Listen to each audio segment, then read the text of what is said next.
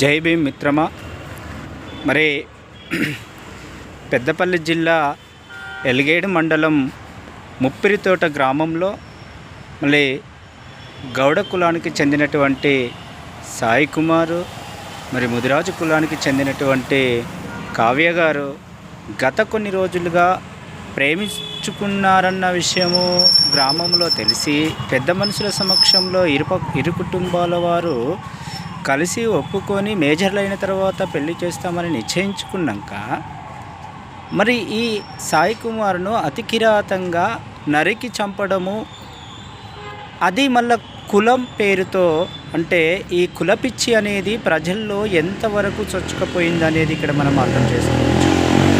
గ్రామ ప్రజల్లో ఒక నిశ్చయానికి వచ్చిన తర్వాత కూడా కులపిచ్చితోటి, కులగజ్జితోటి, కులము అనే ఒక అహంకారంతో ఆ పిల్లవాడిని కన్న తల్లిదండ్రులకి లేకుండా ఈరోజు కావ్య తల్లిదండ్రులు చేసిందంటే ఆ నిందితులకి కఠిన శిక్ష తప్పకుండా ఈ ప్రభుత్వం వారు విధించాలి.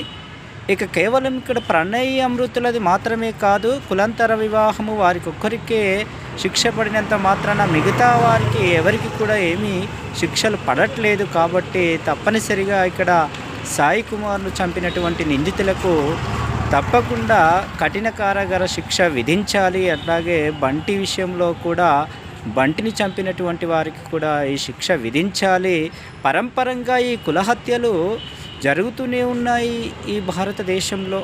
అంటే కుల గర్వం అనేది ఎంత ప్రజల్లో ఎంత చొచ్చుకపోతుందో అనేది ఇక్కడ ప్రభుత్వం వారికి కనువిప్పు కావాలి. తప్పనిసరిగా ఎవడైతే ఈ కులహత్య చేస్తూ ఉన్నారో వారికి తప్పనిసరిగా కఠిన కారాగార శిక్ష, అవసరమైతే ఉరి శిక్షలు విధించినట్లయితేనే ఈ కులపిచ్చి ఉన్నటువంటి వారికి కులగజ్జి పోతుంది అని చెప్పేసి, ఈ కుల అహంకారము మంటలో తగిలబడిపోవాలని చెప్పేసి నేను కోరుకుంటూ, జనగాము KANPS ప్రమోద్.